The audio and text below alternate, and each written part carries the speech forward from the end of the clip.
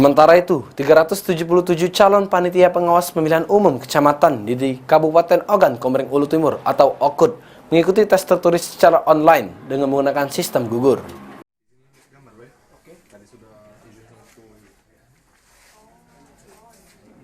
Sebanyak 377 calon panitia pengawas pemilihan umum kecamatan Kabupaten Oku Timur mengikuti tes tertulis secara online di SMKN Negeri 1.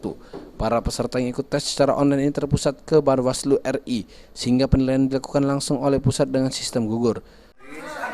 Tes Panwascam Pemilu 2024 berjumlah 377 orang, terdiri dari 8 sesi dilaksanakan untuk tes CAT ini. Oke, Pak, untuk tes ini kan online kan, Pak? Kita ada kendala teknis sendiri atau gimana? Untuk sementara ini kendala teknis belum ada ya, masih lancar. Berarti mudah-mudahan sampai selesai nanti ini tetap lancar dan sesuai dengan harapan yang diinginkan.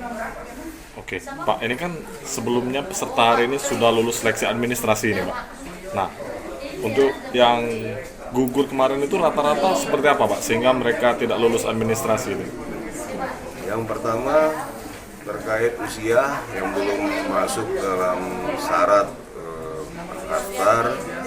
Yang kedua tentang keterlibatan mereka dalam partai politik. Dan selanjutnya ada juga masalah ijazah yang tidak dilegalisir. Sebelumnya, jumlah calon Panwascam yang mendaftar di Bawaslu Oku Timur sendiri sebanyak 403 orang. Dan setelah dilakukan pemeriksaan administrasi ternyata yang memenuhi syarat sebanyak 377 orang. Aji, PAL TV.